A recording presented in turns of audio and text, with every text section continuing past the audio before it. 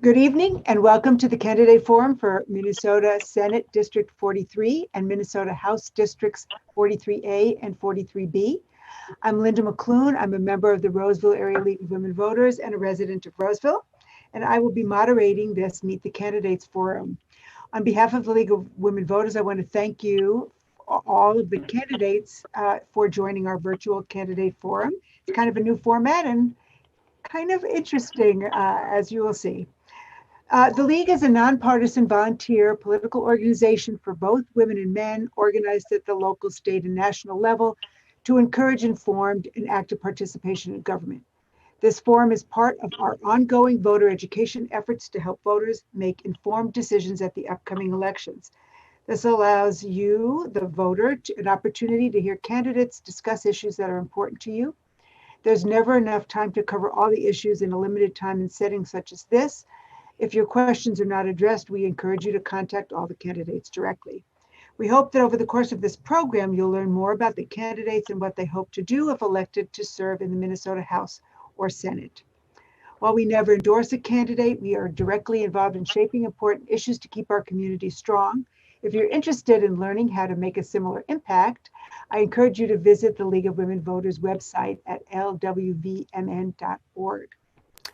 The views expressed in this forum are those of the candidates and not those of the League of Women Voters, and sponsorship of this forum is not an endorsement by the League for any candidate. This year, the citizens of Minnesota Senate District 43 and House Districts 43A and 43B are electing representatives to serve in the respective Senate and House.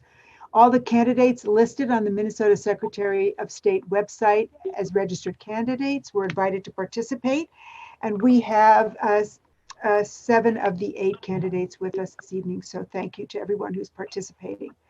We are using questions that have been submitted to the League of Women Voters website in advance. Only questions that are directed to all candidates are going to be used for tonight's forum, and the questions, of course, all become property of the League of Women Voters. And we also just remind all of the candidates that answers to the questions similarly need to focus on the questions themselves. And while a candidate's record may be discussed, we don't tolerate personal attacks because we're all nice. So I will now introduce all of the candidates. The first, there are 3 individuals running for the Senate seat in District 43, 2 of whom are here this evening. Doug Daubenspec is not with us, but we have Charles or Chuck Weger and Bob Zick as our Senate candidates. The 2 candidates for the 1 seat in House District 43A are here, David Babin and Peter Fisher. And there are 3 candidates for the House District seat 43B in Minnesota, Jordan Herzog, Leon Lilly, and Antonio Nerios. So the order of the forum will be as such. The candidates will each have 2 minutes to give an opening statement. Our timekeeper, Cecilia Warner, will call verbally 30 seconds, and then she will say stop or time's up when your time is complete. In other words, the 2 full minutes. Of course, you can finish your sentence, but we will enforce this rule to make sure we give the same amount of time to each of the candidates. I will then ask questions with 2 minutes allowed per response, and I have randomly rotated the order in all different directions. At the end of the question period, you will have 2 minutes for closing statements, which will be given in exact reverse order from the opening statements. So I hope all our candidates are ready because we are going to begin with the opening statements. Again, you have 2 minutes for your responses. We will start with the 2 candidates who are with us tonight for Minnesota Senate District 43. We'll start with Chuck Weger. Hi, I'm Chuck Weger, and I currently serve as your state senator. I live in Maplewood, and I'm a lifelong resident of our district. I attended area schools and graduated from North High. I also graduated from Hamline University, earning BA and law degrees. I'm an attorney, and most of my career was at Securian Financial, where I recently retired. I have 5 kids and 5 grandkids. We love nature and the outdoors. I have been actively involved in our community throughout my adult life. I chaired the District 622 School Board, also the Ramsey County Soil and Water Conservation District, served on several area commissions and committees. I also coached youth sports for 25 years. As state senator, I've been put in leadership positions, chairing the Education, Policy, and Finance Committee, the Elections Committee, and Legislative Commission on Water. I have worked closely with the community and have sponsored many proposals which have become law, helping our area. Education funding, including all-day kindergarten, our state's accountability program for world's best workforce, transportation improvements, including Highway 36, Century College programs, the East Metro Safety Training Center, the Tubman Center addressing domestic violence, the Veterans Memorial Park in North St. Paul, the ban on TCE, and many more. We get results. Looking ahead, my top priority is COVID-19. The focus needs to be testing, protection, treatment, reopening, and recovery. I support responsible public policy based on data and science, not political expediency. As part of recovery, now we need to pass a robust bonding bill, investing in infrastructure, creating thousands of jobs. Other priorities: great schools, education opportunity, affordable health care and prescriptions, clean environment and energy conservation, and promoting equality and ending racism. Together, we can accomplish more. Thank you. Thank you. The second candidate with us tonight for Minnesota Senate District 43 is Bob Zick. Hello to everyone. I am Bob Zick and asking for your vote this fall for Minnesota State Senate District 43, which includes Maplewood, North St. Paul, Oakdale, Matamidi, Willerny, Birchwood, and White Bear Lake. I've been part of Senate District 43 all my life. I have had a home in Maplewood, Oakdale, and my current home in North St. Paul. I have financial property and business interests in Grant and Matamidi. Unlike my incumbent opponent, who has lived off of and been in government for the last 30 years, I have worked in the private sector building homes and businesses. I would hope you would ask yourself the question, are you better off today than since my opponent has been down at the legislature? Do you have everything under lock and key? Do you worry about your safety? Do you worry about if you call the police, there will be police to respond? Are you being taxed out of your home? Are your children receiving an education worth $20,000 per year we pay in school taxes? My opponent, while serving as the former chair of the Education Committee and using the power of the chair, harmed children and parents. He stopped legislation I and others brought forward to prevent schools from being built on Superfund toxic dump sites. He also stopped legislation that would require parental notification. While I will fight for state education dollars to follow the students so parents have real choice, my opponent will work to stop it. He will support endless tax dollars being thrown at endless huge bonding bills to build bankrupt ice arenas in Matamidi like Vadnais Heights. As I speak, my website, bobzick.com, is being built. Thank you. I will show all my efforts on your behalf. It will link you to the 26 years of the weekly live TV. Thank you. Thank you. So sorry, 2 minutes. And there will be ample time to answer other questions, and you will also, of course, have closing statements. We'll now move to the two candidates for the Minnesota House District 43, and we'll start with Paul Babin. Remember to unmute yourself. Yeah, remember everybody, when you start speaking, please hit *6 to unmute yourself. Thank you. Your time will start now, Paul. Yeah.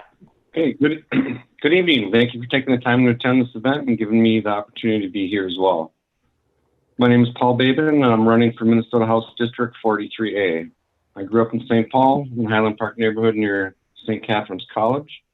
I'm the fourth out of 6 siblings. I graduated from Highland Park Senior High in 1984 and finished the aviation maintenance program from Winona Tech in 1993. I currently live with my partner and her daughter, and her other daughter, who we've also helped raise, is moved on and getting married. I currently work for MnDOT and Metro District Traffic Engineering Division. I've held different positions in this organization since 1997. I've served as a plow truck driver, purchasing, inventory management, foundations drill crew, and currently serve as project manager and designer. In this position, I've learned to work with many internal and external stakeholders, functional groups, municipalities, counties, townships, utility companies, and consultants as well. I've been involved in projects ranging from $50,000 to several $100 million. In this position, I've gained knowledge of the inner workings of government, budgeting, and the legislative process. From around 2005 to 2015, I served in trusted positions in AFSCME, which is a public sector employee union. I volunteered as a steward and served elected positions as secretary, vice president, treasurer, and auditor. I'm running because I'm concerned for the future of our children, grandchildren, and all generations that will follow. It's our responsibility to ensure they will have a free country that affords everyone equal opportunities to achieve their dreams and the right to be safe.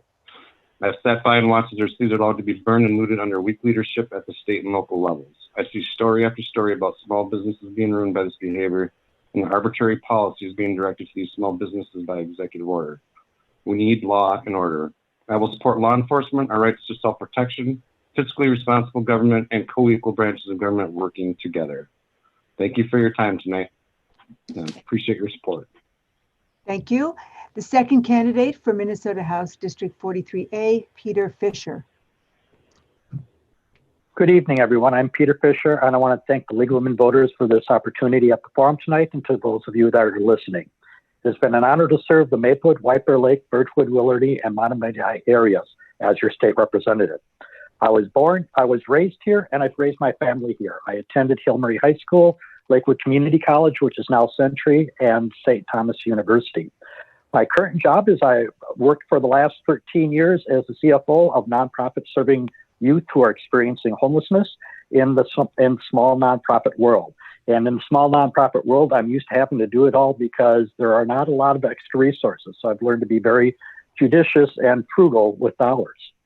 In the local community over the years, I've served on the Human Relations Commission in the city of Maplewood and the Parks and Rec Commission. And one of the things that I learned very clearly when working on these commissions as a volunteer is that when we got things done best for our local community, it was by bringing people together to get things done, taking the time to sit down, listen to everybody, find the common goals that unite us, and then to move forward with solutions that have solved problems within our local community.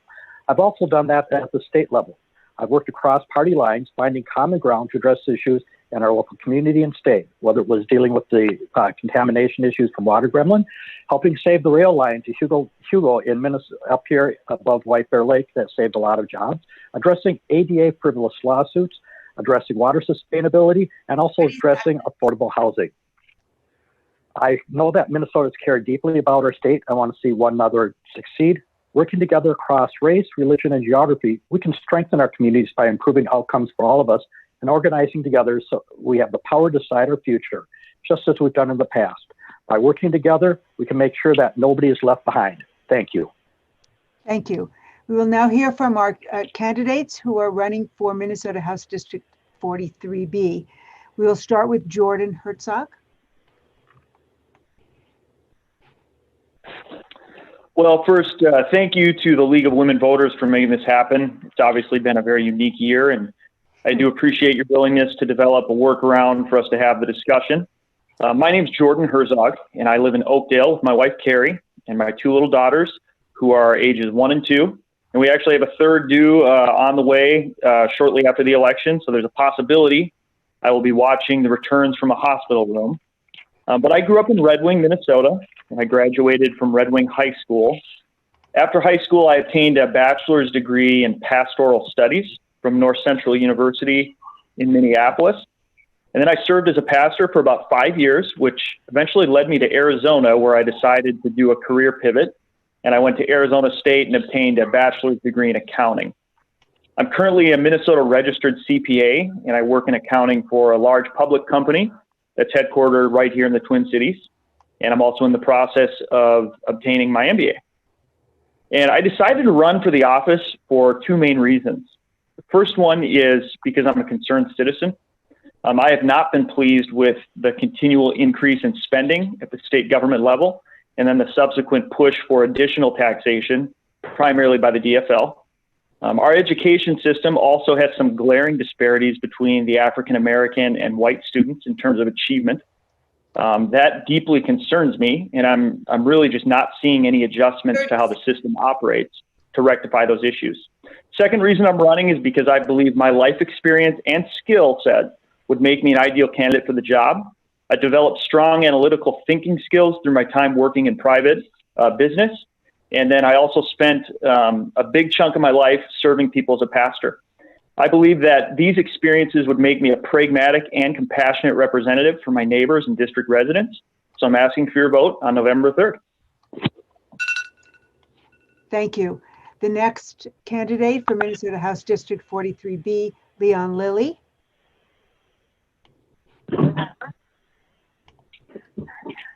Hi, everyone. This is Leon Lilly. I'm currently serving in the Minnesota House, and I'm running for re-election. It's really been an honor to serve North St. Paul and Maplewood and Oakdale in the legislature. I live here in the community with my wife, and we've raised our kids, and you'll see us on the parks and trails and in our community and up at the Veterans Memorial Park. And, we just were there the other day for the ceremony that Senator Uyghur and I helped get the money for and develop. But, I live here and I care about the community, and I'm greatly honored to be the current state rep. I want to thank the League of Women Voters for doing this. We don't get a lot of opportunities. They used to do a debate at the high school, and we don't have that anymore. And so this is kind of it. And I quite honestly don't know my opponents that well. And, I'm happy to hear one of them's having a new baby. So that's exciting. But currently I serve on a bunch of committees. I've earned through some seniority the positions on Ways and Means and State Government and the Rules Committee and on the Bonding Committee. I'm also chair currently of the Legacy Committee, and just to refresh your memory, that a couple of years ago, the voters of Minnesota passed a constitutional amendment to tax themselves to have money to go to parks and trails, clean water, arts, and oh, wow. Okay. So anyways, we're well positioned for the future because we left a pretty solid budget, and I'm proud of the work that we've done. We've really tried to move some quick reforms for police and help Minnesota. And I think I'm well positioned to serve this area for the next 2 years, certainly. Thank you. Thank you. And the third candidate for Minnesota House District 43B, Antonio Nerios. Antonio, remember to hit *6. Yeah, thank you. Okay. Yeah, mine went muted. Yes, we can. Thank you for this opportunity. I appreciate it all. My name is Antonio Nerios. I'm not a politician, and I don't describe myself as one. I want to describe myself as a statesman, because I'm here for the state. I'm here for my fellow countrymen. I'm here for, why I served. I'm also a military service brat. I kind of grew up all over the United States. With my parents divorced, my mother kind of landed here in Minnesota, so Minnesota's basically my home. I'm an East Sider and just kind of grew up everywhere. Well, my main focus is to end the peacetime emergency. I don't believe that any of the incumbents done any of their homework, and I don't believe that they're not going to do any homework. They keep voting to keep the peacetime emergency and keep everybody locked down. Some of my platform items are I'm pro Second Amendment. I believe we should bring back education and gun safety back in schools. I'm pro voter ID. If you go to a liquor store, you got to buy liquor and you show your ID. I don't understand why we can't do that. I'm also want to eliminate the pay council. One of my issues with that is that I believe some of the incumbents can actually correct me on this if I'm wrong, but some of the names have been restricted on the pay council. On the pay council about a few years ago gave themselves about a 40% pay raise. Now, I don't claim to be a politician, but I've been doing some of my homework here, never been involved in politics before. I'm not quite happy with what's going on. And I think that we're all just, having a wool pulled over our eyes, if you will. I'm also very pro small business. I want to see small business grow. Sorry? 30 seconds. Keep going. Oh, 30 seconds. Pro small business. I want to see small business grow. And I think the only way we can get our economy back is by dropping taxes, getting more these regulations out from underneath us, and in growing our small business. I'm also very pro local police department. I like everything local. One of the things that I'm personally want to do as well is return the power back to the cities and get the counties away from conducting our elections and counting on the ballots. I would like to see the cities actually count the ballots and the cities be more in charge of it. I think we should go back to that. Thank One of you. the other things I want to Minutes. thank you. Thank you. I appreciate it. Thank you. So with that, and I know 2 minutes seems like a long time until you start talking. So we will now move from our opening statements to our questions for this evening. And and again, I'm going to kind of rotate order around, but right now we're going to start question one with Bob Zick, just so you can be ready.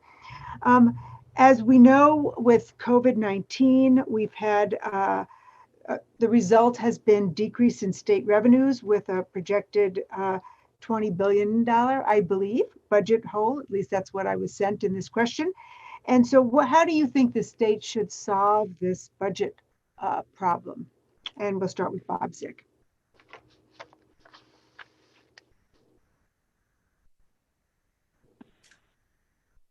You need Star to unmute. 6 to unmute, please. Bob, there we go. The state's budget problem is driven by the excessive spending of the DFL Liberal Party. To blame this all on the COVID Chinese virus, when the government and the governor shut down the state, of course, there's going to be horrendous impact. So, you know, it's this fake news and alternative news that our president talks about. You read it in the newspaper. I just came back from Sturgis, South Dakota. Went out there with 26 members of the Antique Motorcycle Club. None of us came down with the coronavirus, but yet you would read the paper and you would think we were all going to die, that we came back and infected the whole state. This endless recycling of false narratives and this business of putting the people that do have the virus into nursing homes. You know, the approach that the DFL party takes harms us as a society. Let us get back to work. Let us produce. Let us pay taxes. We can't shut the system down. People are experiencing endless stress, suicide. We've taken this problem and created a monster. We need to go back to work. When we had the Spanish flu, we didn't do this, and that was horrendous. We need to go back to work. The governor needs to open the state up. Thank you. Our next candidate to address the issue of the state budget is Paul Babin.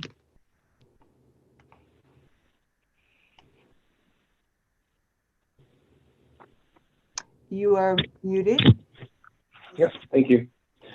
Well, I think in order to solve the state budget, key factors would be that we need to look at all our agencies to see where we can save money. I know a lot of money is being wasted. You hear in the news all the time about Department of Human Services. There's a lot of money going out the door there that needs to be looked at. I mean, we really need to look at all departments. I think you can find waste in all of them. Being someone who works in the government, you do see it.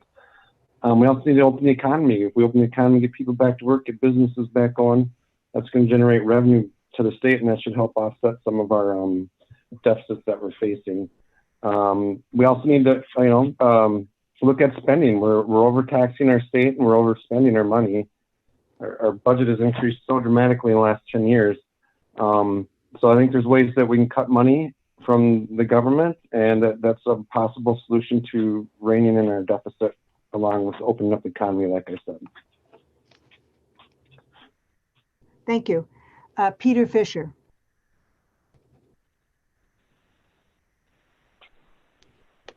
Okay, thank you for the opportunity.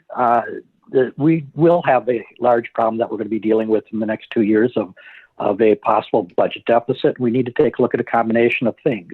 Number one is taking a look at where we have deficiencies within our current governmental system, and doing that by going all the way down to the line workers, those people who are serving us and doing the public service work on the front lines day in, day out, whether it's the people plowing our roads, if it's the people that are delivering services in our correction system, or the people taking care of processing our driver's licenses, is connecting with them from the very bottom and working our way up, because they see what's going on and they can help provide us with some solutions. The other thing that we may have to look at is taking a look at possible revenue fee increases. And this is not popular, but it's one of the things to take a look at, because one of the things that we've seen greatly since I came into office is the need in health and human services for our aging population. One of the areas that absorbed a huge amount of money very early on was almost $1 billion that went out to the door to address nursing homes. Many of the nursing homes, we were coming off the budget crisis back in 2012. Many of the nursing homes were in a situation that they were going to have to go under. Most of their money comes from the state government and the federal government. And that takes a large portion of the money that we have out there, along with personal care attendants. With our elder population, this is an area that is rising on a very regular basis. And so as a result, if we want to preserve those services that are very critical for the quality of life for seniors, we want to make sure that we provide the resources to make sure that they are not left behind. Thank you. Thank you. Jordan Herzog.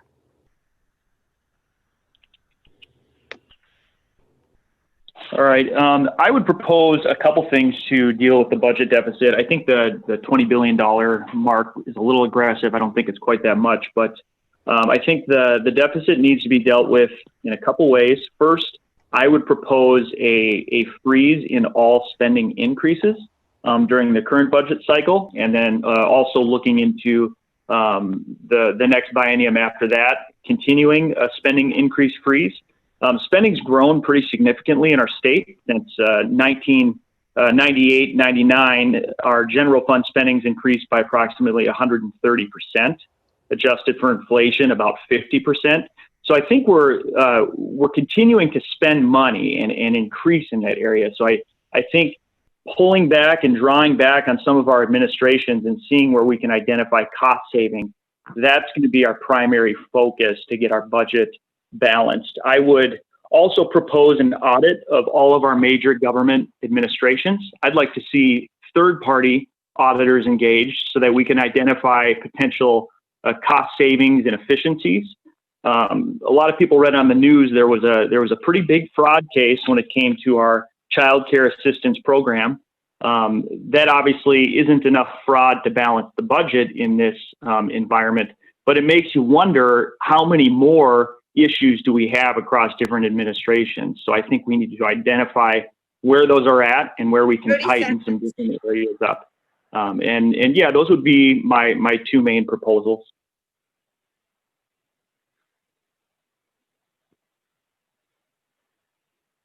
Thank you. Leon Lilly.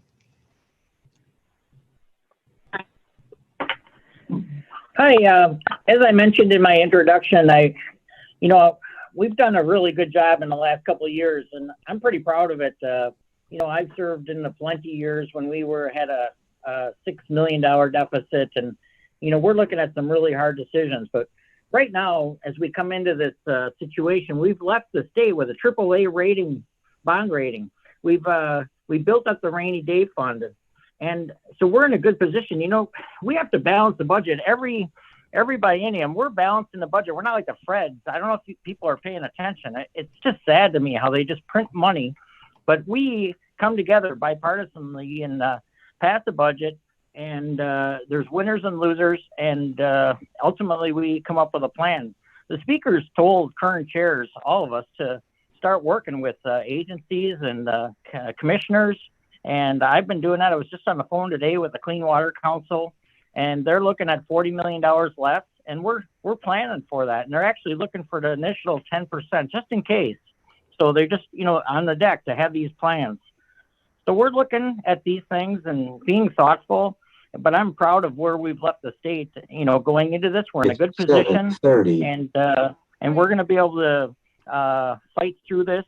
but I don't want to shift like we did in the last time. I just will not do that like we did to the education system. So I think we're ready to fight for Minnesota, and 30 seconds. And I think we have the tools, and we are doing the research now ahead of time. I know I am, and I know other chairs that I've talked to are doing the same thing. Even if we're not in charge, it's just good to lay the base and be ready for these changes. Thank you. Antonio Nerios.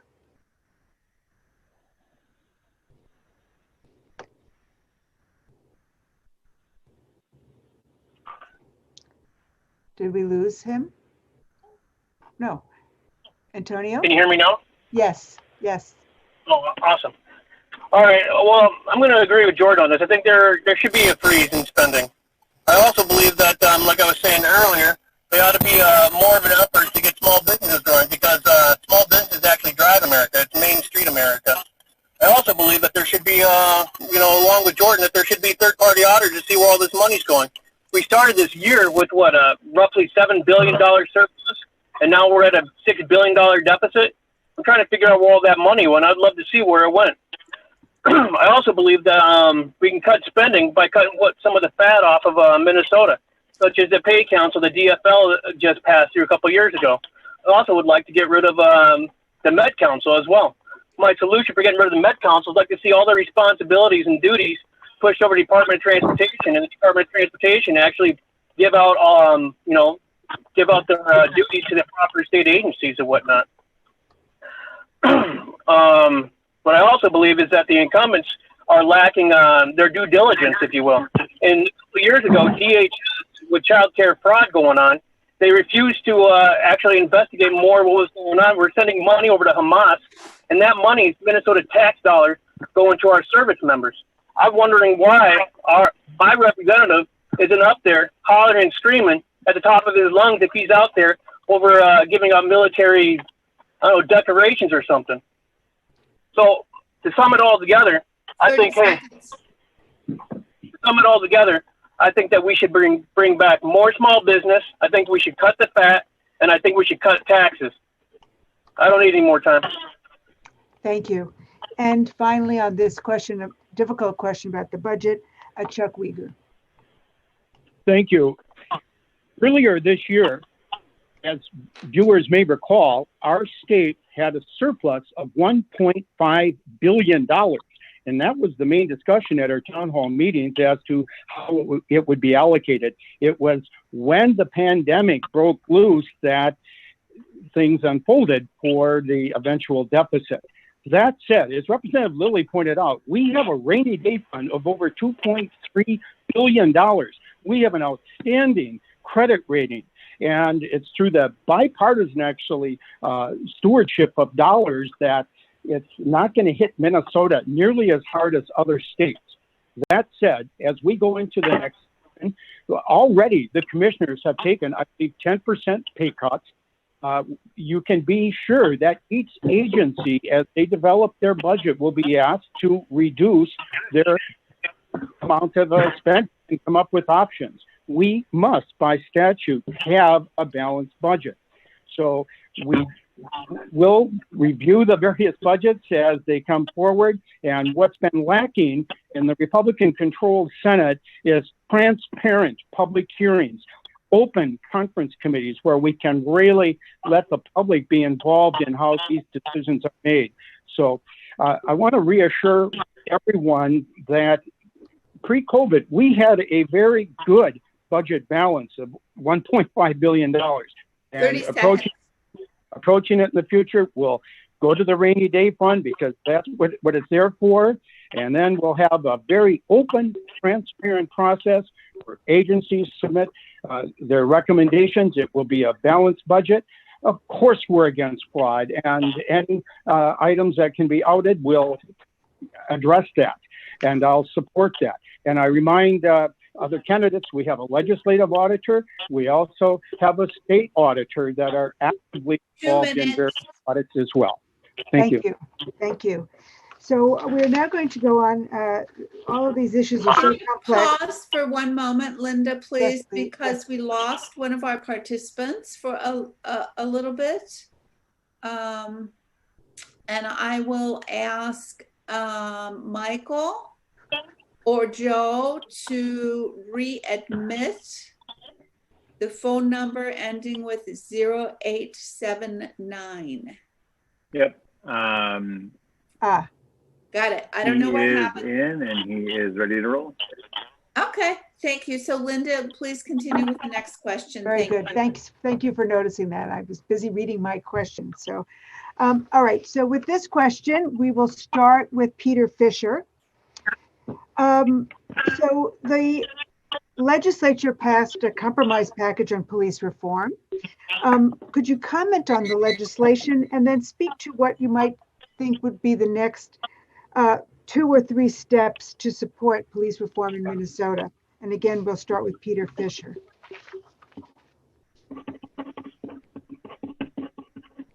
Okay, thank you. In the House of Representatives, we had come across with a very robust means to address police reform. Number one, focusing on reclaiming community oversight. A part of it was addressing reform accountability. In other words, another part was reimaging public safety. And a number of those areas, we were trying to make sure that we are addressing critical training for police officers, making sure that we have the tools that were being put out there to deal with those who are not following proper procedures, working to ban chokeholds, requiring a duty to intercede. Some of the things did not make it through that we would like to see is making police residency reform occur.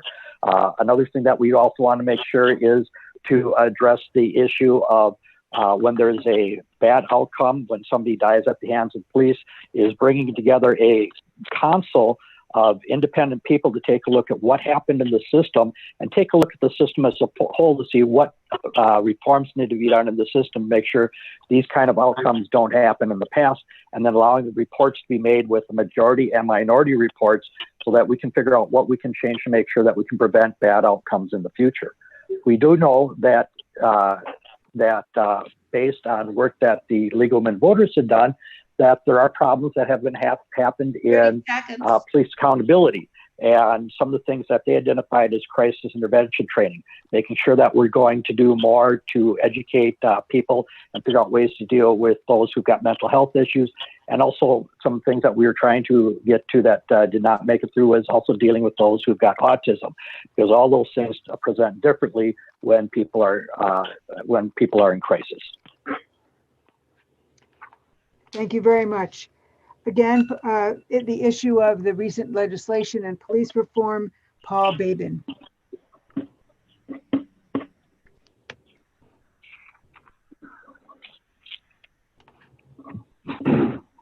Yes, I believe the proposal to fund or abolish police are an extreme response that will only make our communities less safe. I think we need to direct our focus and resources to the prevention, investigation, and prosecution of crime, and hold the criminals accountable for their actions. I truly believe the vast majority of police officers are honorable and do their best job, and they're not, unfortunately, currently law enforcement's being looked at harshly because of the acts of a few, and I think we need to remember that and not scrutinize all police officers, because they are good people. They're our neighbors, they're our brothers, our sisters, our mom and dads. Majority of them are good people, and we should not attack them. A few have made mistakes, and we need to figure that out. And by defunding police, that isn't going to solve this problem. I think we need to look at, instead of defunding, we need to figure out and talk to them and see what they need for training. We need to help them train on better enforcement procedures, mental health issues, crisis intervention, and just overall better training on the use of excessive force, and maybe de-escalating procedures would be also additional training that should be presented to our officers to help them do their job better. As I would support those types of reforms going forward with, again, better funding for our police and better training opportunities, not defunding them. We need to maintain law and order. That's all I got. Thank you. Bob Zick. Yes. Am I unmuted? Yes, you Yes. are. Okay. Police reform. Well, the statistics and the numbers don't support all this hatred towards the police. That in any profession, including the state legislators, you have one or two bad apples. When you want to do some reform, how about reforming young people who grow up without a father in the home? How about a society that condones and supports anarchy, rioting, looting, and burning? We need to focus on the problem. I want to be able to call my police department and expect an officer to show up. I don't want my officers vilified by these do-good legislators that want to gain points by backing Black Lives Matter, Antifa, and every radical group that comes down the pipeline. This has to stop. And as a spokesperson, I want people to understand how we are being abused, that society is better. I don't want our schools to teach hatred of America. I don't want our schools to teach that this is a terrible country. You know, I want our kids to learn the Constitution. I want our kids to learn about civil rights, to read and know how to write in cursive, how to balance bank accounts, and most importantly, 30 seconds, critical right. thinking. I don't want our country vilified. Thank you. Thank you. Chuck Uygur. First, I'd like to say I do not support defunding or dismantling the police.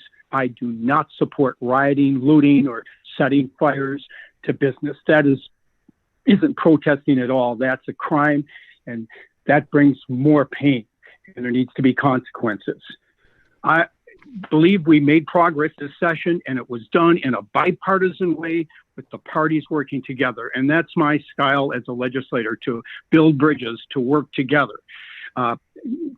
Is there more to be done? Yes, there is. And I want to note that, key areas as we look to the future will be in training, and the police are talking about that as well. All professions can improve in their training. We can take a closer look at the entry into the profession.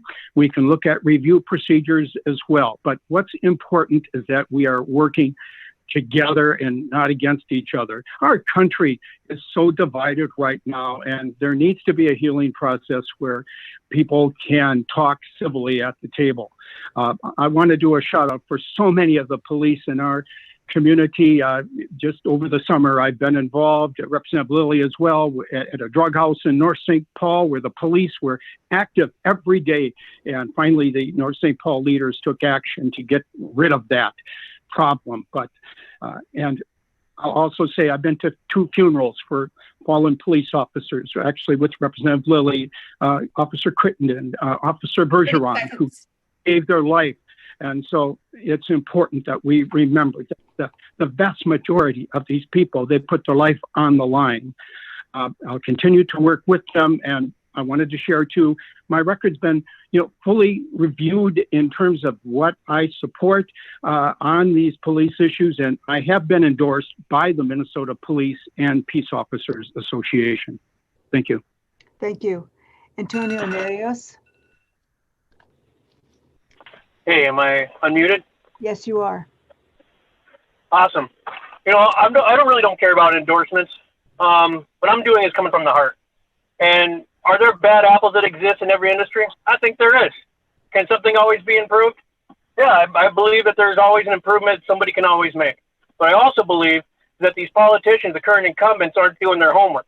If they were doing their homework, they would actually contact some of these police officers who work in the front line and see what works and what doesn't work, what should be applied and what shouldn't be applied. I scratch my head from when I was a kid that Officer Friendly used to come in my school, talk about DARE and stuff like that. And now what has happened now between here and where I'm at now in our district. If we think about it, the incumbents have lacked responsibility. The incumbents have lacked the leadership that's needed. I work with some of these with the EMTs. I work with the police officers. I work shoulder to shoulder and hand to hand with some of them. And they're great people, and they understand bad apples exist. What I think needs to happen is definitely accountability. If we got a bad apple, we got to remove them. But I believe if we're going to do anything with police reform has got to start from the front lines on up. It's got to start with the education. And it just can't be from a political point of view. It's got to come from the actual frontline members who know what's wrong and would like to see the change. I believe in American lives matter. I don't believe all lives matter in a respect that, hey, you got to become an American. An American is the greatest thing you can actually be, because anybody can become American. All these other groups trying to tear apart our country, trying to tear apart our districts, riding down the street from me. These are issues that our political incumbents have lacked and have no leadership in it. I think with my military service, with my background, I have the education, I have the experience to bring it all back together and bring back peace, order, and go from there. I don't need any more time. Thank you. Thank you. Leon Lilly.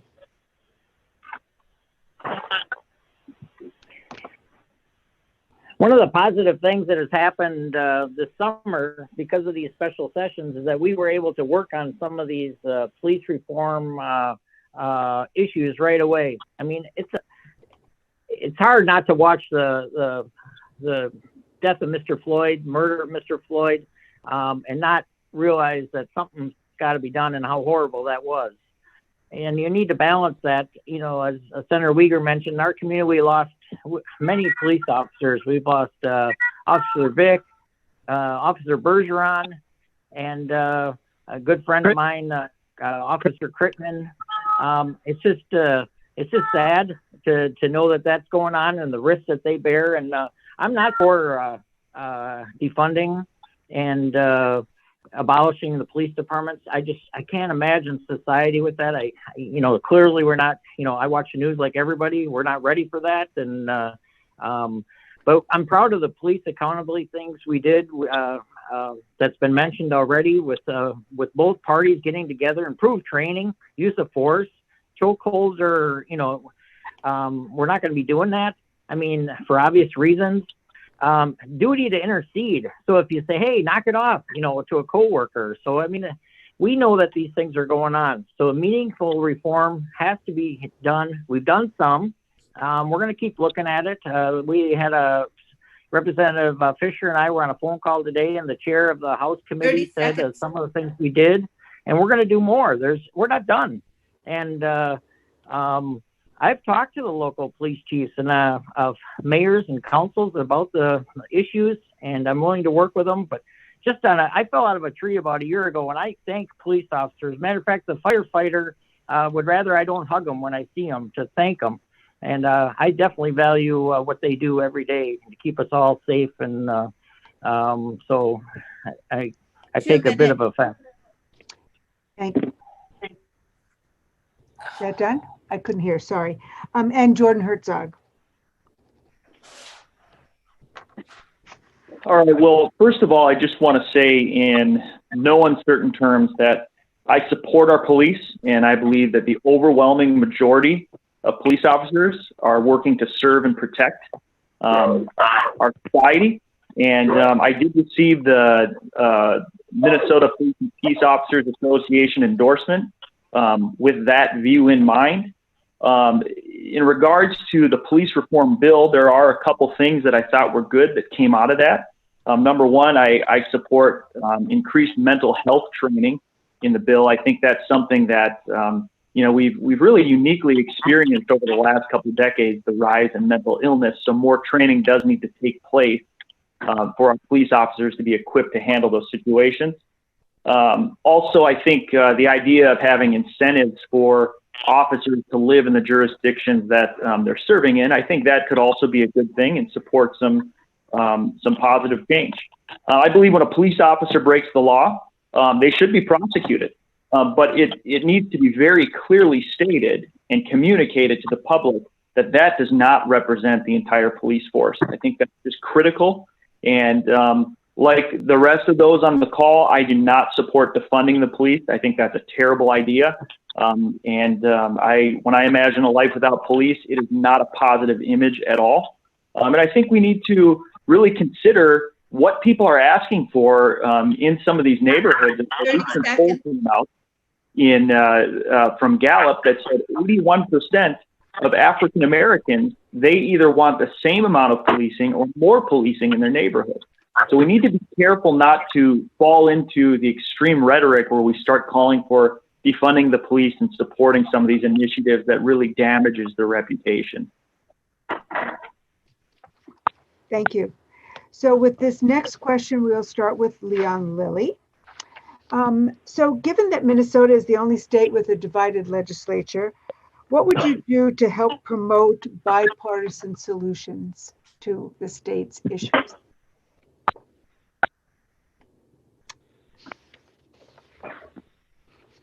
Leon Lilly. You're muted.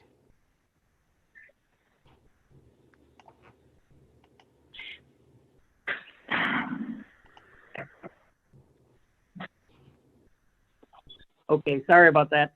No problem. This is Leon Lilly, and I just want to say that if anything, I'm pretty proud of the work that I've been able to do. I picked the House seat I'm literally on the floor. I'm right across the aisle from the chair or the lead, the Capital Investment Committee, Dean Erdahl from Greater Minnesota, and him and I are talking all the time, and we're trying to meet in the middle, if you will. And I think it's possible. I mean, there's a lot of good things that we've been able to do the last couple of years. You know, those are the things that don't always make the news, but we've passed a lot of good legislation. And my legacy committee is a place where people can come and we fight it out. But the bill is a consensus bill, and it's for the betterment of Minnesota. And I'm certain that we can do this as we face the tough things that we're looking at in the next couple of years. I try to build relationships across the aisle. You know, sometimes I get teased about it, but I think it's important. You know, so they'll let me into conversations, and not the inside baseball, but we can work together. There's a lot we can do, and I have friends in the Senate too. And Senator Uyghur and Representative Fisher are doing the same thing, and I think our district is well served that way by working with both sides of the aisle. And a lot of our local leaders, you know, might be a Republican or Democrat. We don't care. We just want to get stuff done for the area. And that's what I've tried to do, and I'll continue to do. So thank you. Thank you. Next, Antonio Nerios. Can you hear me? Yes. Well, I'm a big supporter of third parties, obviously being a third party candidate myself. I'm actually reaching out to other third parties as well. The Independence Party, the Libertarian Party. I've reached out to both the Cannabis and Marijuana Party. I don't think that in Minnesota's issues are going to be solved by a two-party system. It's already been shown with the last election, the Cannabis Party and the Marijuana Party reaching major party status. And Minnesota wants to change. The two incumbent parties, the Democrat Party and the Republican Party, I don't believe have solved the issue. I personally believe that back in 1970, early 1970s, there wasn't a party affiliation. I would like to see the party affiliation actually removed from the ballot, and people actually doing their research on their candidates to see what they support and what they don't support. I think that once I get in office, that I can build those relationships, not only with my background being in the military, but also with some of the stuff I've done, dealing with budgets and whatnot on the military side. I think that that's really all I got. I think that we need more of a voice rather than just a two-party system to solve Minnesota's budget problems, to solve what's going on in our state. I don't need any more time. Thank you. Thank you. Chuck Uyghur. It is very important that we return to civility in the legislative process. There was a former state representative, Joanne Ward, that did a lot of work in this area, and it started with legislators just having lunch at the Capitol, and actually the Bureau of Mediation was there, and people just talking more about themselves. And the whole idea was to have a better understanding of where we're coming from. When I was chair of education, and this is what I would do if I hopefully return in the majority as a chair, I will have bipartisan involvement. When I chaired education, we had joint subcommittees with members of each party involved. We also respected that people got hearings on their bills. That has not been the case now. So you have to recognize that everybody came with an election certificate and give them that right to the hearing. It's important too to get out into the community with you. And I did that not only locally, but throughout the state whenever we could. So treating people, one another with respect, a lot of it's just common sense and saying we're going to get it done, and then practicing that. Joint subcommittees, hearing bills, having a transparent process. And as I said, when I was a chair, I operated that way. And when I chaired the committee for education, and Representative Bloom in Eden Prairie was the House Chief Conferee, we were the first committee to come in with an agreement. And we were able to go through a number of issues. It was transparent, but we both were committed to getting results. And I will continue to practice that and be open to additional ideas as well. Thank you. Thank you. Bob Zick? Yes. Well, to start with, if you want bipartisan participation, we should have a unicameral legislature where all bills are voted up or down, and that the parties can't hide behind these committees. Mr. Uyghur is just not straightforward. When he mentioned he was the chair of the education committee, I've been told by other legislators that if they didn't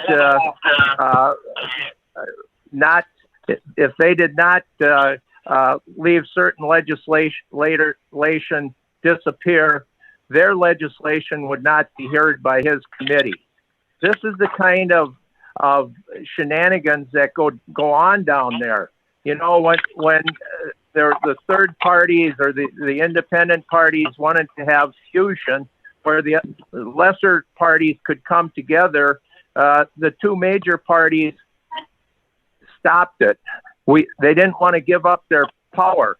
There is no partisanship down there. You see it all the time. These legislators, like Mr. Uyghur, talk a good talk, but they don't walk a good walk. We need a transparent process. We need these legislators not to be able to hide behind these committees. And if we see how these parties treat each other, especially the DFL, close ranks, and then they turn around and blame it on the Republicans. This is all fake positioning. Thank you. Thank you. Just to remind you that the question is about how you would promote bipartisan solutions to the state's problems. And with that, we will go to Paul Babin.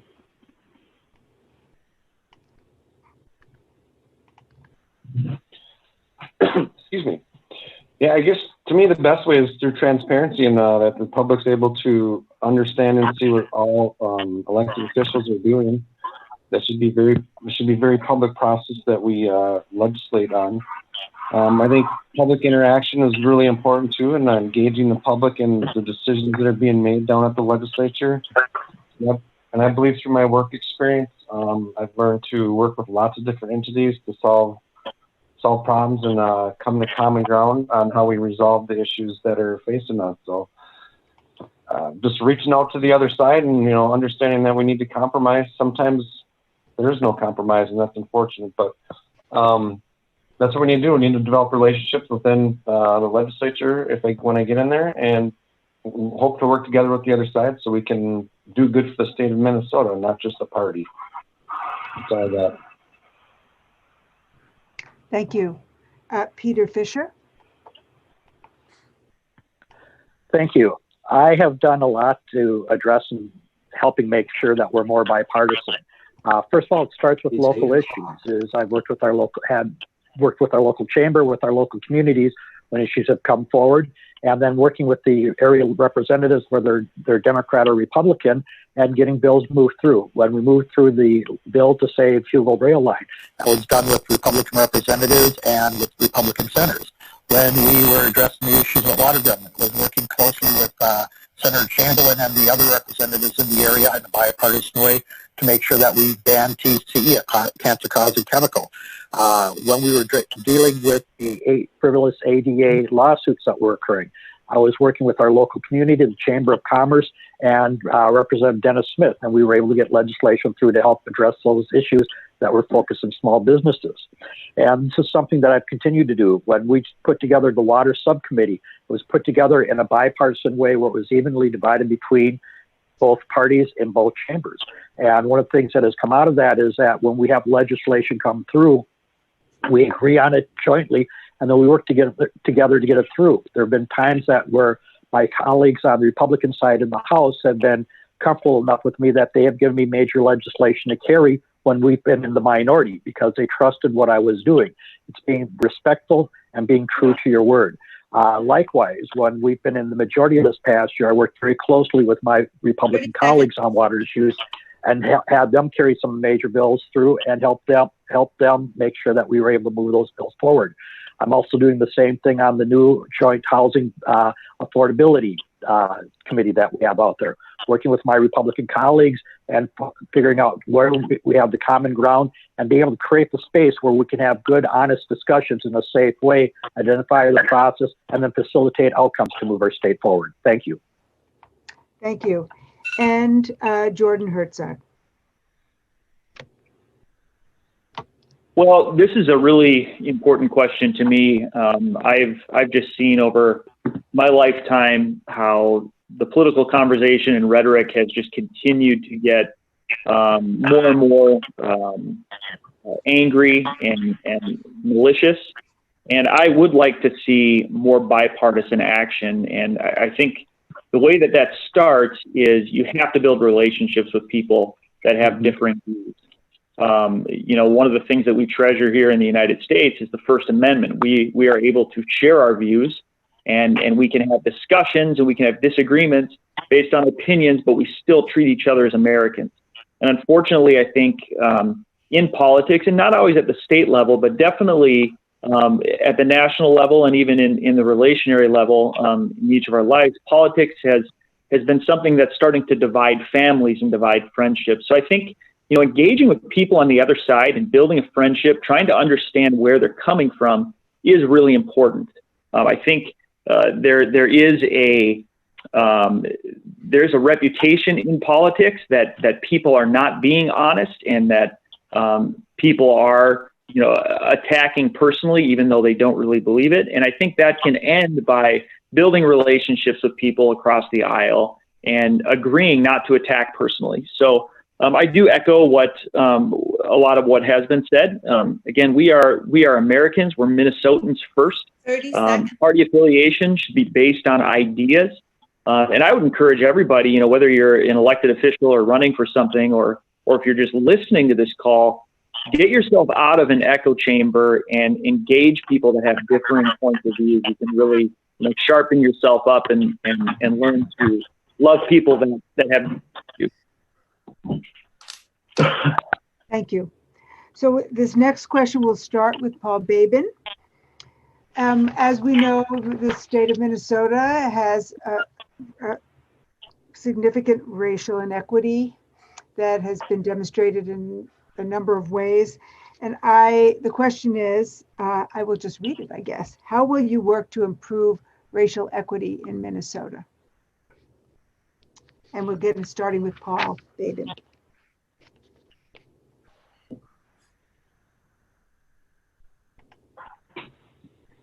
Paul? Well, that's a tough question. I guess one way is we need to learn to listen to people. We need to understand people from the position they're coming from. I'm not so sure the racial inequity is as extreme as it's being portrayed in the media. It's definitely an issue for sure, but I think we need to listen to each other, sit down at a table. We need to go into each other's communities and see firsthand the problems that are plaguing some of these communities. I guess I don't know what more to say. There needs to be more conversation, understanding, and I don't think the government should is the fix to all that ails us. I think some of it is learning to talk to our neighbors and becoming more civil in our society and understanding each other and building relationships throughout the communities, the different communities in our state. That's about the best I can answer that right now. Thank you. Bob Zick. Yes. Well, to start with, stop the DFL war on black families. You know, racial equity needs to come about because all people are treated the same. That you don't create or stop disparity by creating more disparity. When you take groups of people and divide them up, so in order to have a seat at your table, they have to produce votes for you. That has been the history of the DFL party for since Lyndon Johnson created the Great Society. Once you take the value of the person's own initiative away from them and put them on the government dole, you have divided them from the rest of society. Racial equity is when we are all treated the same. You don't solve the problem by more discrimination. You don't solve discrimination by discriminating against other groups or other people. That's the party. That's what the DFL party has pushed out. Racial equity needs to be the American dream taught in the schools, not hate America that's taught in the schools. We need to turn this country around. We need to love this country. Thank you.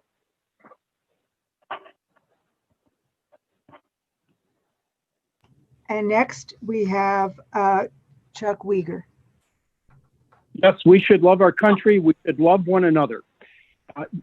There are many disparities.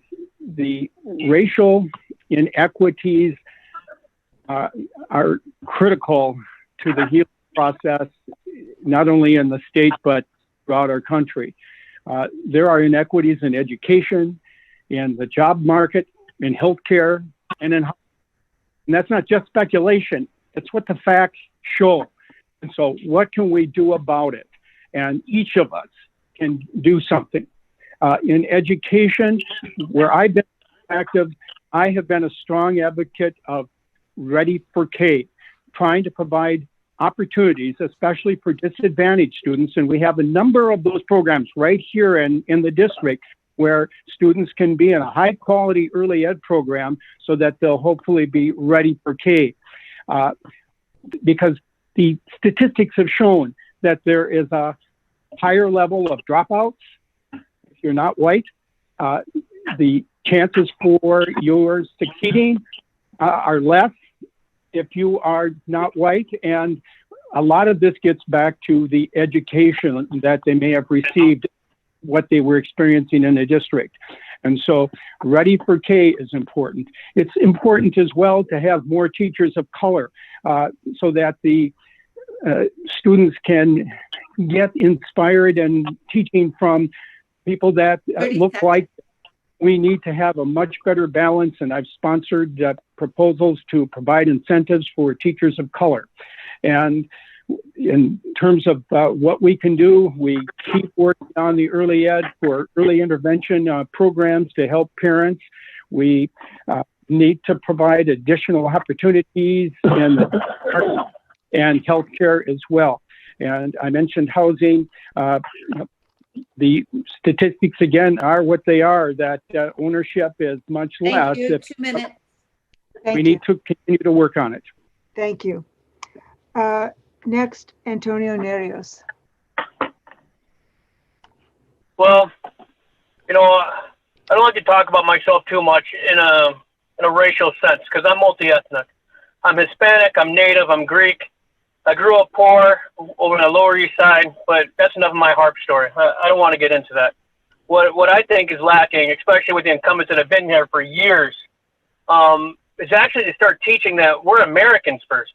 We're not a color. We're not a race. We're all Americans. If we can bond people on that first and then reach off from there, I think that's where it needs to go.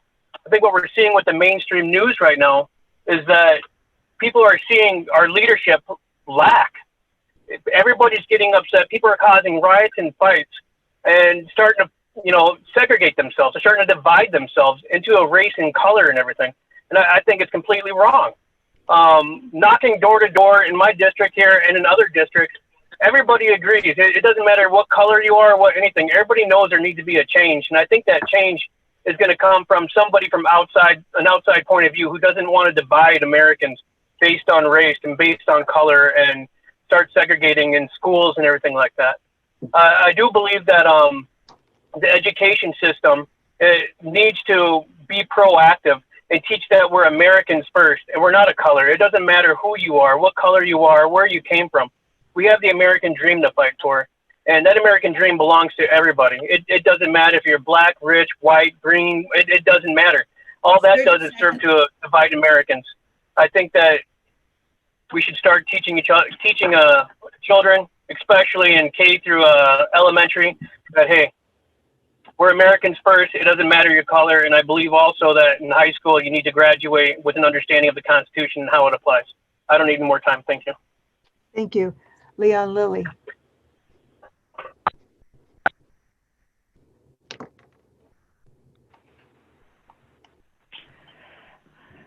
Hi, this is kind of the core of, it is the core of why I run for office. I want everybody to do better. All my neighbors.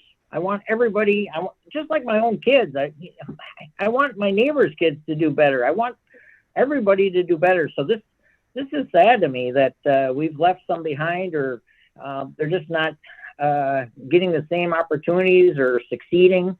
And isn't that sad in the great state of Minnesota? So that's why I run. Every day I work on this. Just today I was on the phone call, I think I mentioned, with some folks from the Water Council, and we're looking at changing how the council itself works. It's basically made up of the same way it's been for years, but we're trying to broaden that and get seats at the table, maybe a Native American member, or members from our minority community. Having clean water, it's just sad. And it seems like in some of our harder neighborhoods that are also hit by the quality of life issues because the water's not clean and those sort of things. There's an adventure gap. We've got kids that are just not able to get outdoors, and that's what we want to do. That's what I do with our legacy committee. The last couple of years, we've been working on camping, fishing, hunting, getting people out there, canoeing, getting out and having to try to break this adventure gap. Swimming lessons in the last bill this year. 30 seconds. A lot of our minority kids can't swim, so we wanted to get them to be able to swim in Minnesota. Our school district's doing a great job, and we're a leader in our own school district, and that's what we want. We want that statewide. We want our kids to.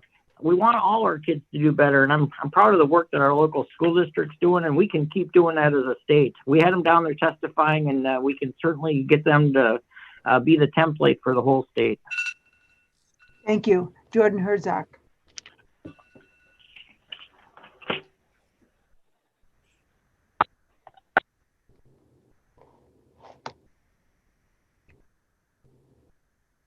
Jordan?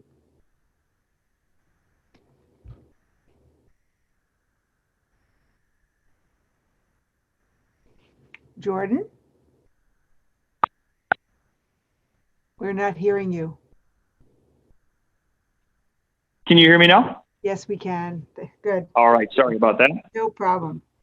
Yeah. So I think this is a really important issue. I think the disparities between ethnicities at the education level is driven by economic disparities as well. So I think in order to improve some of those economic gaps, I would like to see some programs that would maybe have tax-free investment zones in some neighborhoods that are suffering most with the education disparity.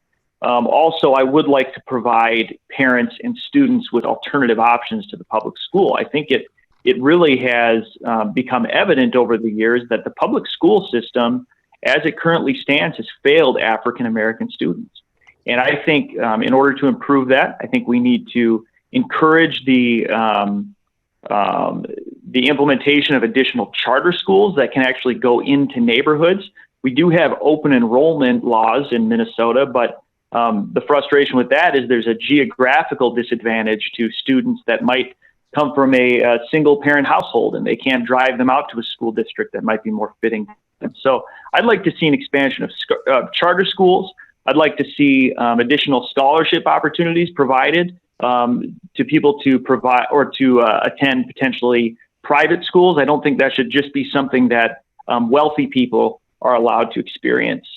Also, I do think it's so important when kids are at the high school level to encourage them to take career paths that are going to provide a income for them in the future. I think in this country, we have stigmatized the trades to a certain extent. I think it is getting better, but trades are just an incredible way to make a living. And I think even in some of these neighborhoods where kids aren't performing very well, to encourage maybe going into the trades instead of telling them they all have to go get a 4-year bachelor's degree. I think encouraging people to attend community colleges instead of, again, trying to pursue a prestigious bachelor's degree at a private college. Doing these things, I think, will help to close the gap that we see right now between African American students and other ethnicities. But yeah, this is an important issue, and I think there's a lot of options that need to be considered to rectify it, certainly. Thank you. Peter Fisher.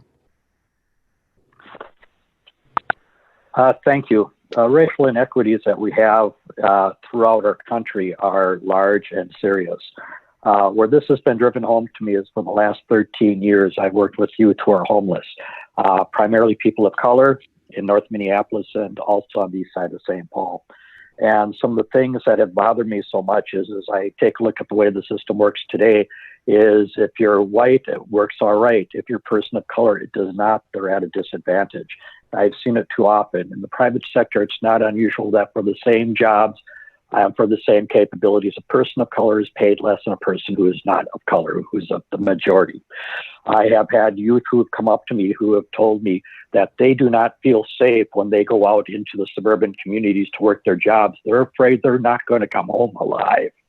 These are the problems that we have in our system because we have demonized too often people of color. If we're going to solve the problems, we have to recognize that there are a lot of things that have happened in our history that we have forgotten. Example would be the race riots that happened in Tulsa in 1920, where an entire Black community, one of the richest in the country, was wiped out at the time by the white majority because they feared the Black success. These are the ugly truths that are in our history, and we have to face those. Going forward, we have to make sure that as we're dealing with the problems, whether it's in housing, whether it's in education or employment, is sitting down and taking a look and meeting the people who have been left behind and saying, what do you folks need? What would you like to see? And involve them in helping create the solutions as we go forward. They've been able to see what the problems are, and we need to make sure that they're engaged and make sure that as we're looking at the problems out there, we're looking at it through a racial equality lens.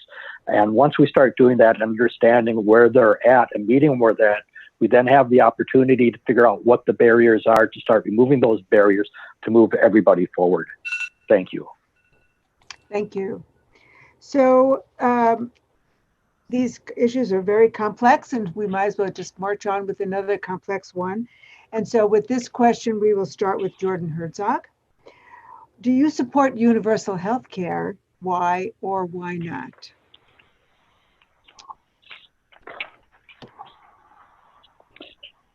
Yes, thank you. No, I do not support universal health care. I do like the American system of being able to choose your health care from private insurers.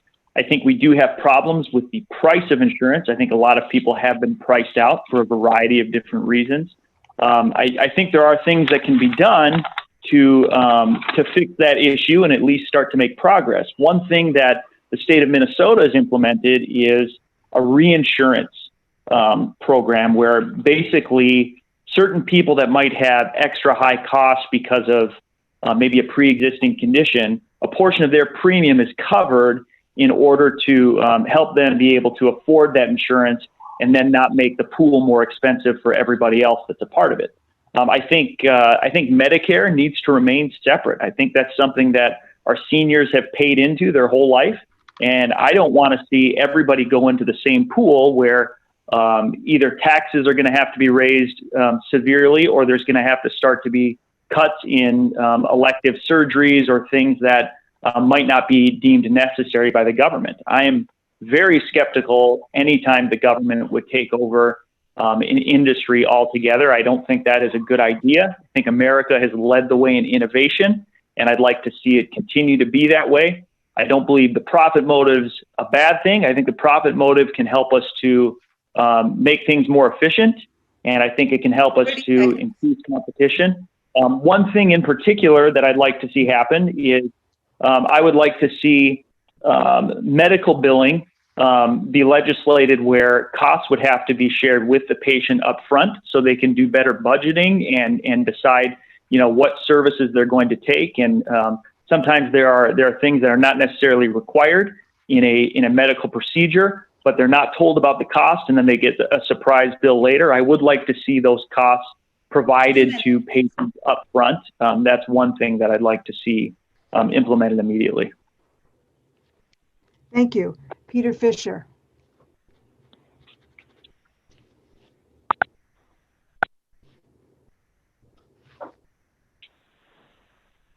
Okay, thank you. I think I do support a universal health care, say a Medicare for all option.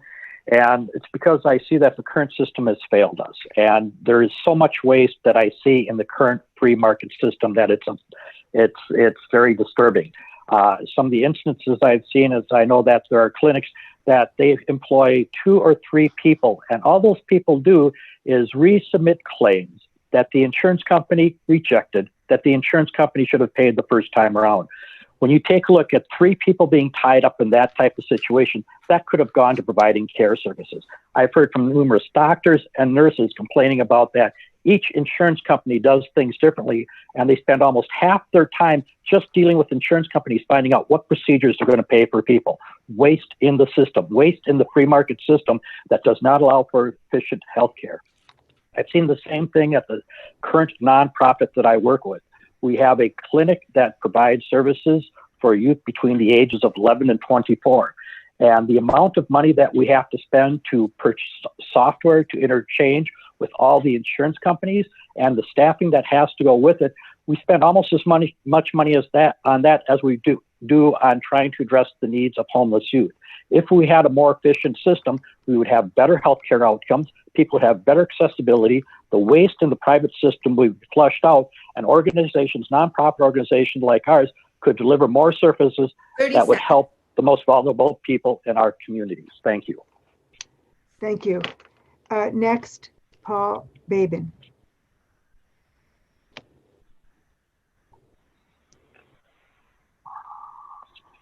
Paul? Yep, I'm here. Good. Yeah, I would echo, Jordan's points a lot. I don't believe in universal health care. I don't believe getting the government more involved in our health care system is the solution. It's the problem. It's just they create more intervention, create more layers of bureaucracy, which costs more money, which drives costs up more because all those extra mandates and things, they cause more, just create more money that needs to be used to support these mandates and all of the programs that they put in place. I just don't believe the government should be involved in it. They just cause higher premiums, and kind of falling through on this one. I'm not a pro on this, but I know that's what I believe. I don't believe in it. I believe the government's part of the problem in this, and I think the private sector, we should get out of the way of the private sector. and create competition in the marketplace for healthcare and the premiums. And that's where I stand on that. Thank you. Bob Zick. Yes. Well, I'm still looking at the Constitution of the United States, and I still haven't found where health care is an item that is universal health care or any health care that is a right. That we're going down this road of socialism.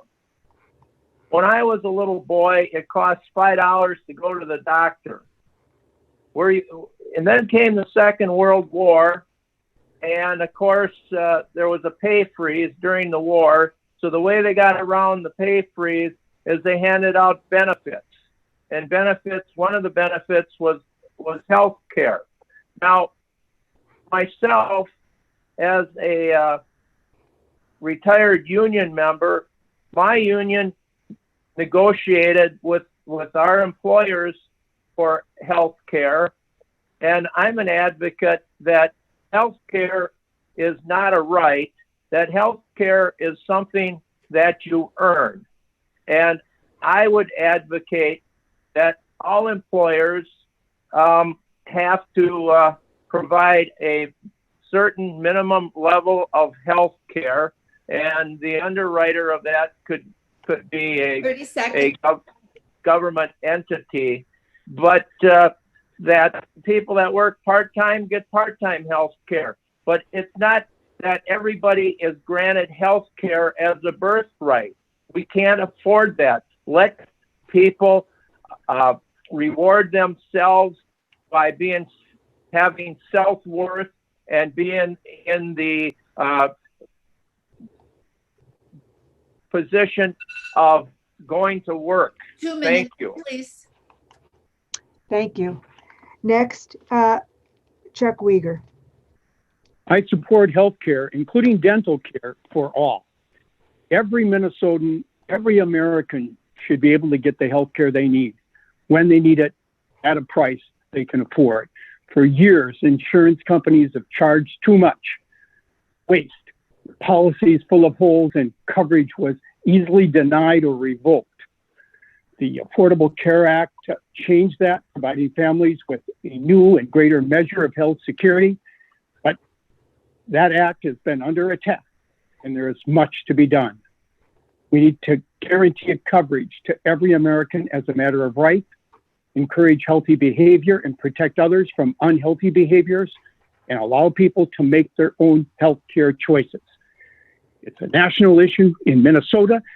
There needs to be a renewed bipartisan effort. There is a group called United States of Care. You can go to that website. There's bipartisan involvement, and they are looking at ways of controlling costs, and they are working also with the Wilder Foundation and a number of groups. But bottom line, guaranteed health care for all. Thank you. Thank you. Antonio Murios. Am I on? Can you hear me? Yes.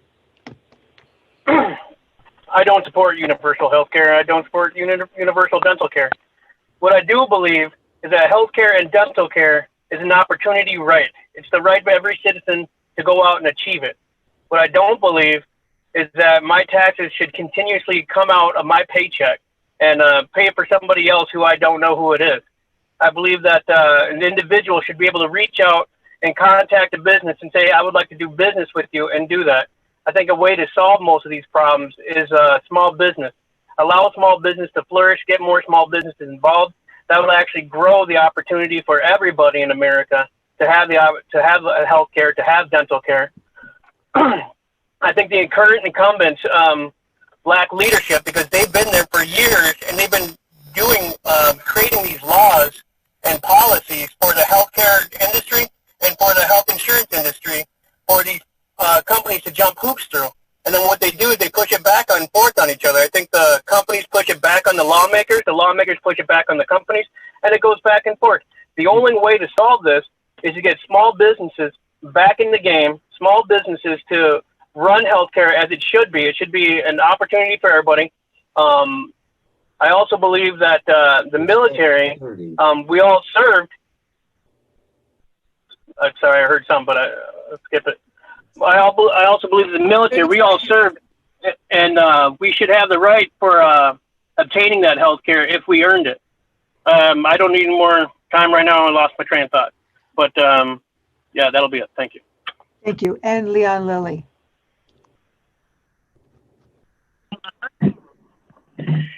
Hi, I actually support universal health care and dental care for all.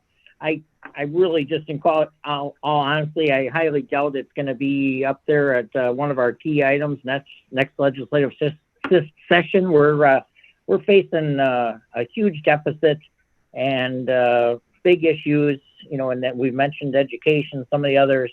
We're going to be facing those. But I do support universal health care. I was lucky enough to spend some time in another country when I was in college. It's a long time ago, but you know, people aren't dying in England. People aren't dying north of our country in Canada. You know, we're one of the, I think we're the only country that's of our status to not have universal health care. And it's sad. People are losing their houses because of healthcare costs. It changes their lives and they have to make, you know, decisions they shouldn't have to. I work with folks. I didn't mention my other life. I work at an airline, and there's a lot of folks that I work with that have a plumbing job or own a business, and they have to do these other jobs to have the health care. In the same case with a lot of our farmers in the state, they're doing these other jobs in the city, maybe driving bus to get health care. And isn't that sad that they can't focus on the farming or the being a plumber or whatever? We've heard a couple of different people talk about starting small business. So it's kind of sad that they can't focus on that and make good money doing those things, but it comes down to healthcare. And I just think it's fair that everybody in our state and our country would have it, but I highly doubt that it's likely that it's something that we're going to pass soon. Thank you. So we have been going for, believe it or not, an hour and a half. And so we are ready for our closing statements. I thank all of the candidates for their thoughtful and interesting answers to all these complex questions and issues that face all of Minnesota. So remember, you have 2 minutes for your closing remarks, and we're going to go in reverse order to the opening statements. So we will start with our candidates for Minnesota House District 43B, and we'll start with Antonio Nerios. Well, I'd like to thank everybody for listening. I'd also thank the Minnesota League of Women Voters for putting on this debate. I think it was good. I think it was entertaining. I think we learned a lot. I'd like to reiterate some of the things that we chatted about here. Mainly police reform. I think police reform comes from the front lines, and it should be outward educated, not from the politicians pushing down. I believe in term limits as well. I believe that small businesses will help build back Minnesota, considering how the current state of our state right now is the coronavirus and pandemic, and it's eaten up so many small businesses. And I think that that should be a prime focus for anybody who's running for politics right now. I think in order to bridge the inequality, if you will, for a racial divide, is that we need to start teaching people we're Americans first, especially through K through elementary and in high school as well. With that kind of knowledge, I think the kids coming into the future, coming into politics or whatever industry they're going to choose for life, will build lasting relationships and will build a stronger America. If you vote for me, I promise to stick by my word. I promise to push for term limits. I promise to do what I say. I'm a man of my word, and I'll keep it. Thank you for the opportunity again, and I'll relinquish the rest of my time. Thank you. Again, for House District 43B, Leon Lilly.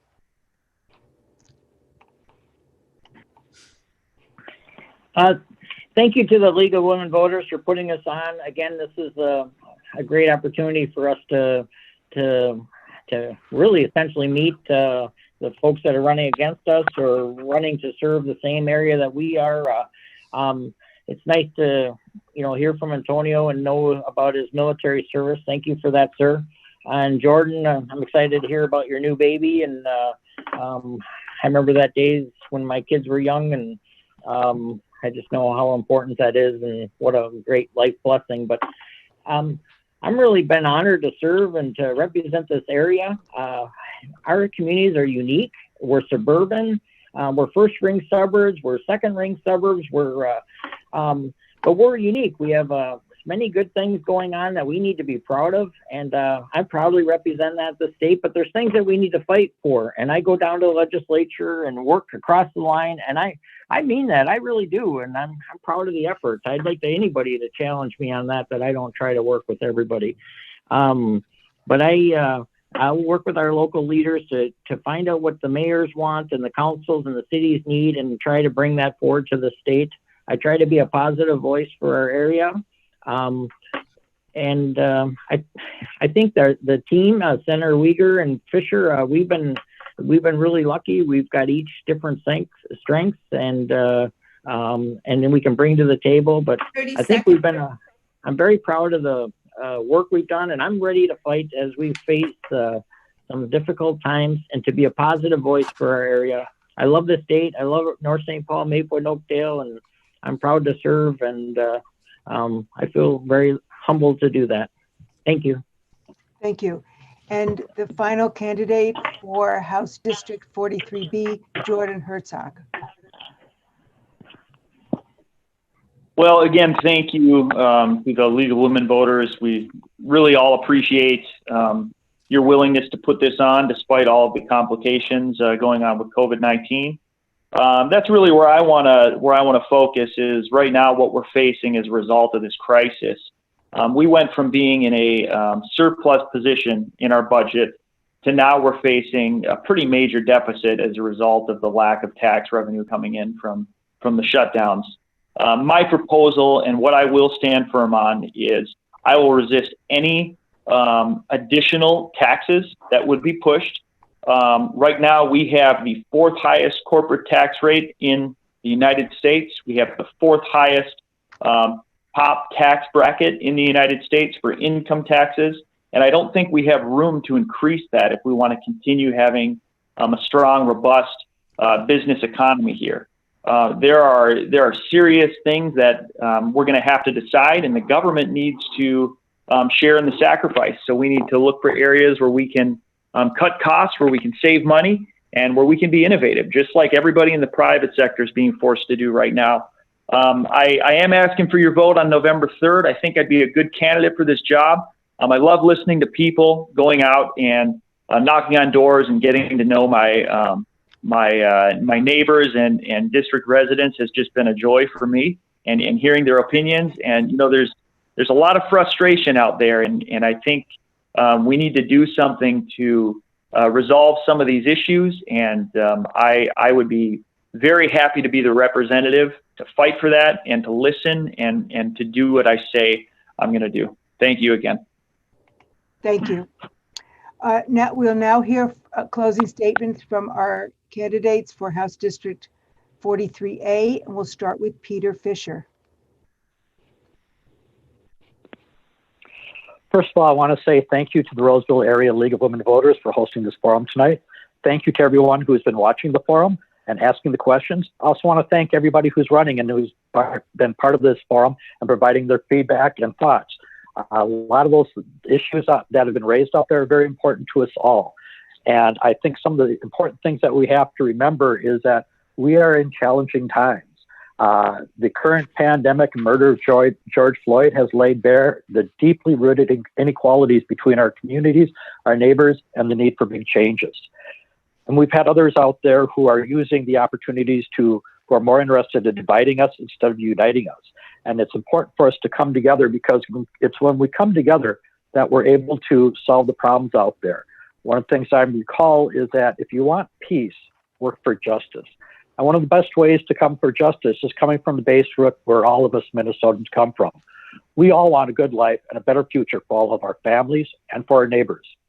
I will work for things that we know will ensure the well-being of our communities, affordable health care, strong public education, jobs with wages and benefits to support a family, clean air and water, a public safety system, and that protects all with no exceptions. It has been an honor to serve everyone in this community. I ask for your vote in November. If you have questions and would like to talk to me, my cell phone is 651-307-1625, and I would welcome to hear from anybody. Thank you for the opportunity and have a great evening. Thank you. The second candidate for House District 43A, Paul Babin.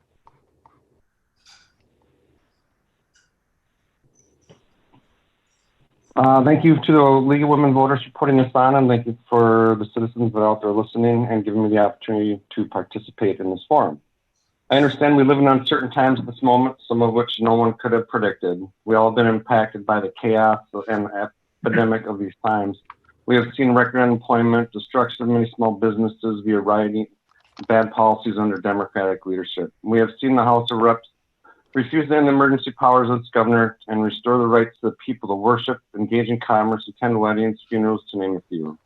We will face more challenges ahead with deficits and continued impacts of the epidemic. This is why I believe we need different leadership that will stand up to represent you, the people. We need leadership that understands the importance of the individual over the needs of a bigger government. My experience has given me the understanding of working together with multiple entities to achieve common sense solutions. I will work on building relationships to support accountable public safety and law enforcement, not defund it. Your right to be safe in your homes, your person, and our cities. To a fiscally responsible and accountable government, affordable health care, lower taxes, better roads and bridges, grow small business, voter integrity, quality education, and equal opportunity for all. I don't have all the answers to our problems, but I look forward to the opportunity to listen and learn to your concerns and put those to action to make a better government that works for the people. I look to be useful, not important. Please support me to return the House to the people, and together we can build a better future for us all. It would be an honor to serve you, and thank you for your time tonight. Thank you. Thank you. We will now hear closing statements from the two candidates who are with us tonight. For Senate District 43, we'll start with Bob Zick. Thank you. Government has not missed a lick. The private sector has taken the hurt and the brunt of this virus. Closed churches, closed restaurants, everything's been shuttered by our government. My opponent, Chuck Wigger, has 30 years as a big government, big spending, more government, regulations, and control. Partisan, special interest, career politician. My goal is to represent you, to listen to your thoughts and concerns. Unlike my opponent, whose whole life has been to be the legislator of special interests, not the safety of the children, parents, and community. Go to the Minnesota Campaign Finance Board website and see where he gets his campaign money, who he is beholden to. My campaign money comes from only individuals like you. My opponent has harmed people and been a failure. Whereas my 26 years of reporting on local state government has always been correct. For the last 30 years, I have testified at school board meetings, city council meetings, and at the state legislature. When I said the city of Maplewood was closing 5 of their fire stations, the elected officials called me a liar. Maplewood will now end up with only 2 fire stations and shuttered parks. It is time for change. We need a new direction. We need to move away from chaos and failed, out-of-touch government toward people-powered solutions based on traditional American values. The contrast between me and my opponent is clear. Carefully consider the issue. Public safety, preserving family business, saving the Vento Trail, local control of education, civil and Second Amendment rights. My opponent supports chopping down thousands of trees on a dubious $500 million bus road through residential's backyard. I am asking for your vote this fall. Remember, Bob Zick is on your side. Thank you.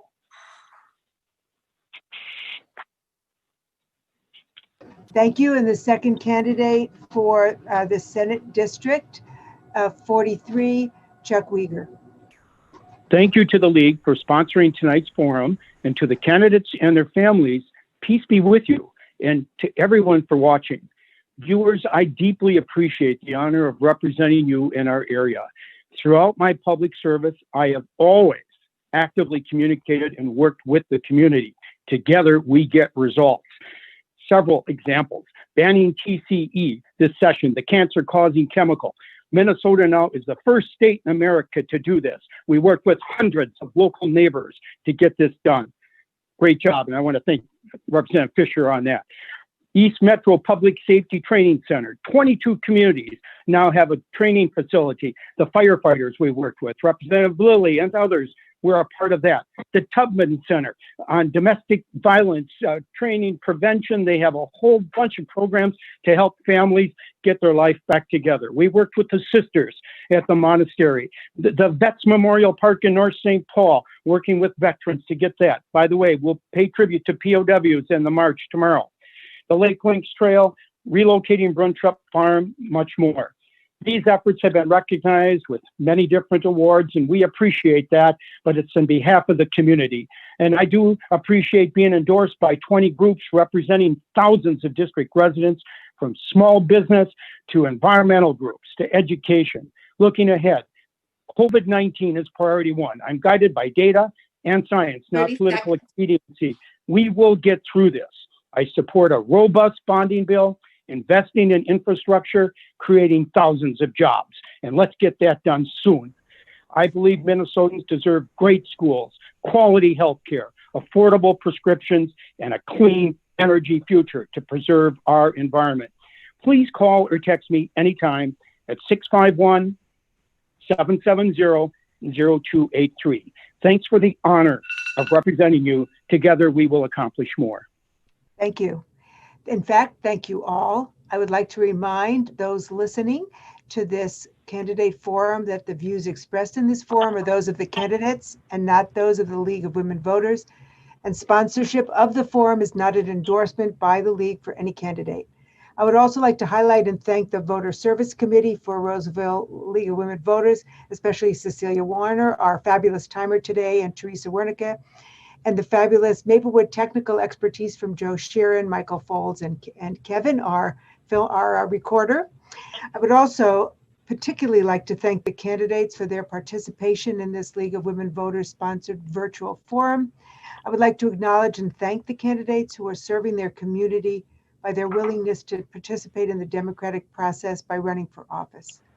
This forum will be aired in its entirety on your local public cable channel, on Facebook, and all of the other social media things that all of the cities and states now use. And please check those venues for air times. Every vote does count. This election day is Tuesday, November 3rd. If you have decided to vote in person, the polls are open from 7 a.m. to 8 p.m. Wear your masks, it's mandated. So we want you all to stay well, and thank you all for participation, and thank you for listening.